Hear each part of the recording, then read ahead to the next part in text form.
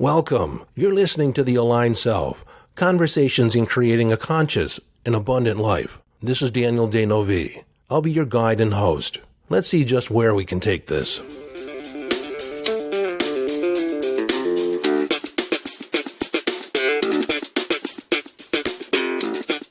Hello, friend, and welcome into the conversation today. We're going to be talking about, or I'm going to be talking about, hypnosis and trance, the power of trance to impress upon your other than conscious mind, changes, transformations that you want to take place.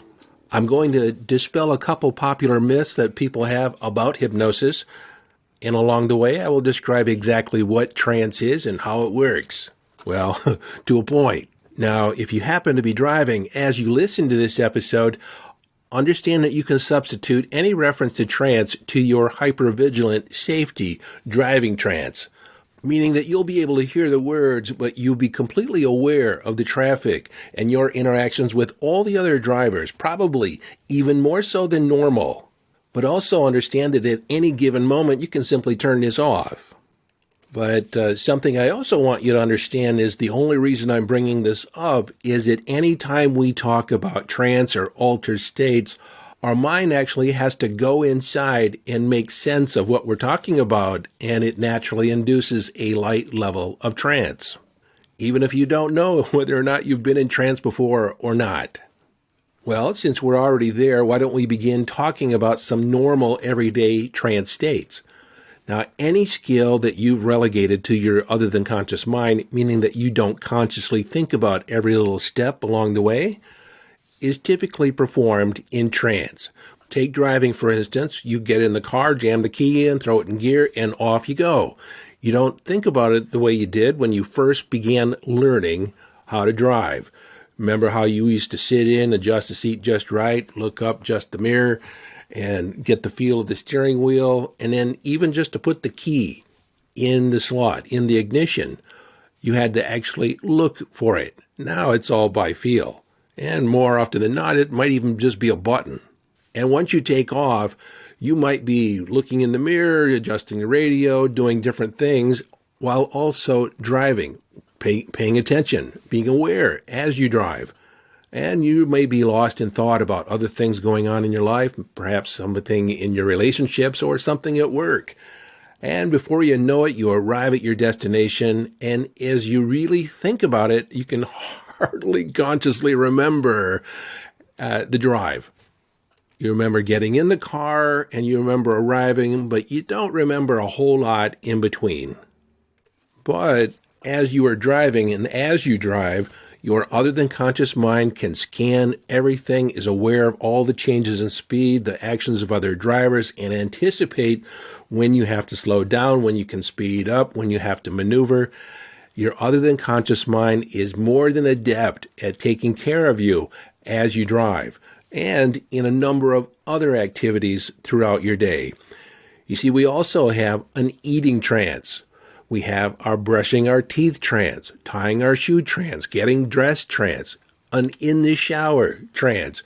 You see, you tend to wash your body in the exact way, starting at a particular body part and working your way around your body each and every time, the same way every time, unless you consciously interrupt the pattern and begin washing a different body part using your right hand or your left hand, whichever the non-dominant hand is, or whichever hand you don't start with to begin with, just start with the other hand.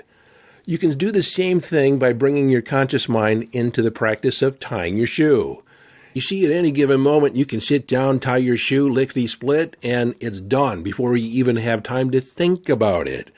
So if you want to bring your conscious mind into it just to have that experience and take over from your conscious mind, just to show how adept your conscious mind is, instead, like if you're right-handed and I'm right-handed and I begin my loop with my right hand, if you want to bring the conscious mind into it, reverse the order.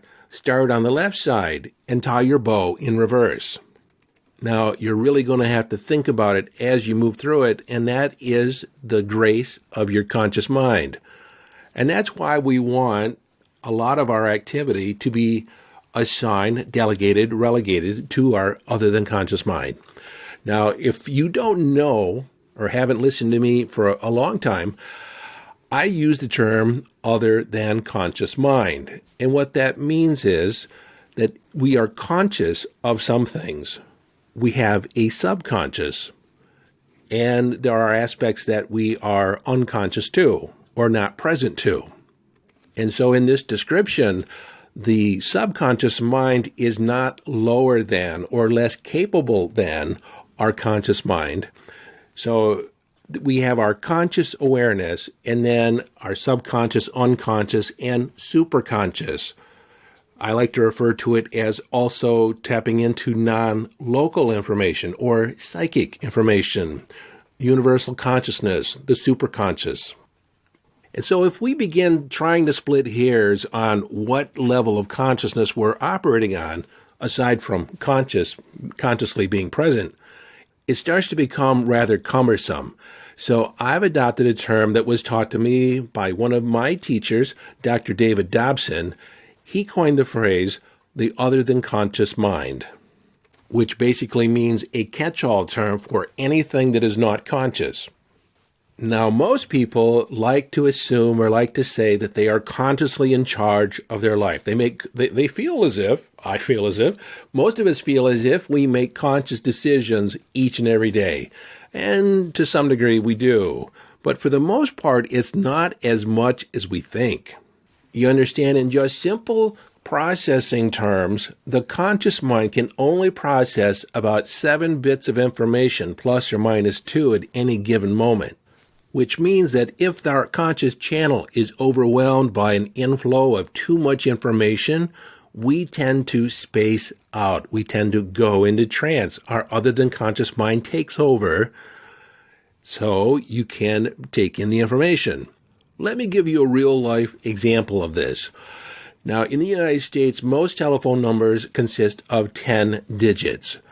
If we were to look at all 10 digits all by themselves, it's a little overwhelming.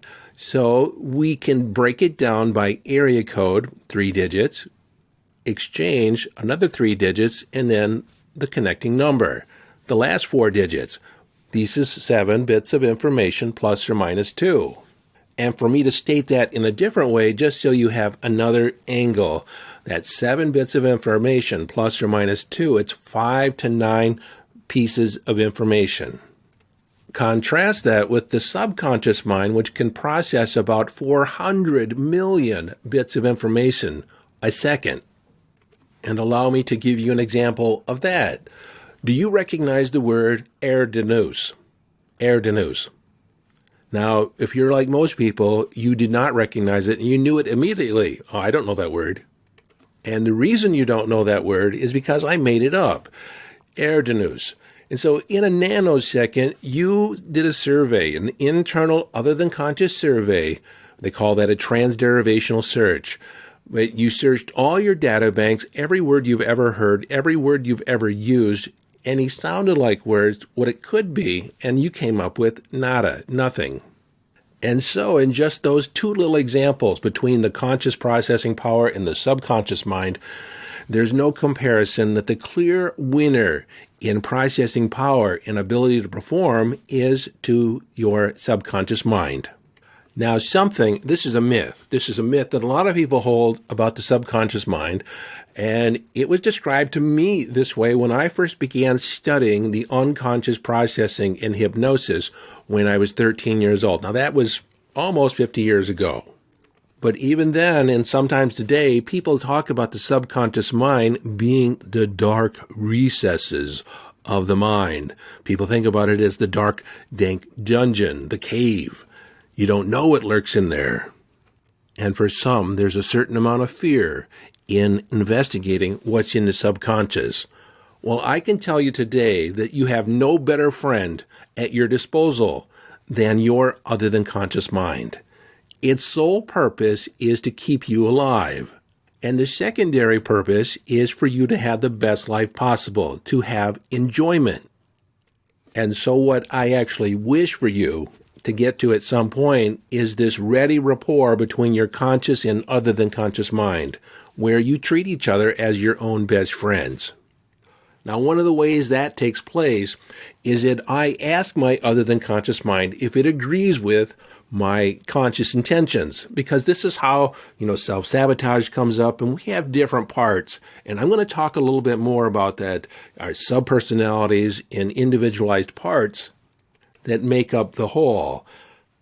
But like the name of this podcast is the aligned self, you want to be completely aligned between your conscious motivations and your subconscious motivations. So your intentions are aligned. The behavior is aligned, and you don't end up with any of this self-sabotaging behavior. So, in language, we talk about the conscious mind and subconscious and other than conscious. These are distinctions. In reality, there is only one mind. See, I talk about the conscious mind as being distinct from the other than conscious mind, but in actuality, we just are all mind. Now, also in conversation, I can talk about my hand, and specifically my left hand. But even though I'm talking about my left hand as being distinct and different from my right hand, it is still connected to my body. And so whether I'm talking about the conscious aspect or other than conscious aspect, or the right hand or the left hand, they are just aspects of the whole. And then this leads us to the idea that while you may go through the day having the experience that you are consciously aware, you're not consciously aware all the time. Your awareness comes in and out. Anytime that you go in your head and you think about something or process an idea or try and work something out, you are doing so at the other than conscious level. And your conscious mind is just kind of participating or being a witness to your other than conscious mind doing all the work. What might be an example of this, you might ask? Well, if you ever are thinking about something, some intention, some goal, something you have to do, and you feel overwhelmed, your other than conscious mind is thinking about the total job, the total aspect of it, and your conscious mind is becoming overwhelmed. It creates anxiety when you begin thinking about all the stuff you have to do. So this is where you get to interject or have this relationship with your other than conscious mind. And you ask consciously, can we break this down into smaller bite-sized pieces? Because how do you eat a pizza? One bite at a time. You don't eat the whole pizza pie all at once. That is overwhelming. So once you ask your other than conscious mind to start breaking it down into smaller bite-sized components, then you start getting manageable pieces and bites and action steps to take. And so this brings me to another important distinction here, is that our conscious mind's job is not there to figure things out. It's there to ask the right questions. It's there to point yourself in a direction and then surrender to the other than conscious mind. Surrender to your subconscious processing to come up with the answer, to figure it out. This act alone, trying to consciously figure things out, is what keeps most people awake, thinking things through or trying to figure things out. When ideally you say, this is a time for me to renew my spirit. This is a time for me to fall asleep and rest my body. I'm turning this issue, I'm turning this problem, this challenge over to my other than conscious mind, which I know never sleeps. And I'm going to consciously rest my brain, and my unconscious, my other than conscious, will be working on this and make a solution available to me in the morning or down the road. Once you've established a relationship, a sense of rapport with your other than conscious mind, then you can trust that your other than conscious mind will come through with the answer. And then you can even ask, I want it after breakfast, or I want it to appear in my conscious mind on my way to work. The inventor Thomas Edison was famous for utilizing this principle. He didn't necessarily use hypnosis, but he turned it over to his other than conscious mind. He was big on trial and error, practical application of the mind and going step by step, figuring it out, but he didn't do it consciously. Whenever he would get stuck, whenever he would come to an impasse, he would lay down on the cot that he had in his laboratory and take a cat nap. just a 15 or 20-minute nap that he expected to have the answer when he woke up. And he often did. In 1865, the chemist Friedrich Kekulé was studying the benzene molecule. He was trying to arrive at the theory of the chemical bonding. What did it look like? What was it imaged like? And he had a daydream or a reverie where he kind of drifted off into trance, staring out into space, and he saw in his mind's eye 6 snakes, each one biting the tail of the other in a circular fashion. And it occurred to him that that was the exact formation of the benzene molecule. 6 carbon molecules, and then branching off each of those carbon molecules is a hydrogen molecule. He had studied the benzene molecule for years and couldn't come up with the answer. And he just kind of spaced out for a moment, and it occurred to him, it came to him, a gift from the other than conscious mind. Now that's another thing I want to talk about, is that what you're consciously aware of at any given moment is a gift from your other than conscious mind, meaning that your other than conscious mind made you aware of whatever you're conscious of in consciousness because you asked for it. Or if not consciously, you've programmed it in your psyche. It's some of the criteria that you sort your environment for. So let me put it another way. See, your other than conscious mind is taking in all the information around you. There's so much more stimuli, information, bits and pieces of information. At any given moment, your conscious mind would be overwhelmed if you were to pay attention to everything. And so from moment to moment, you're only aware consciously of certain things, certain aspects of your experience, certain people. A lot of people, are off your radar. A lot of stimuli, a lot of information that's coming into you is off to the side. You're not paying direct attention to it. But your other than conscious mind is. And so your other than conscious mind, based on prior programming or a current question that you have, when it encounters information that has a match to something that you might be looking for, something you might be interested in, you then become aware of it.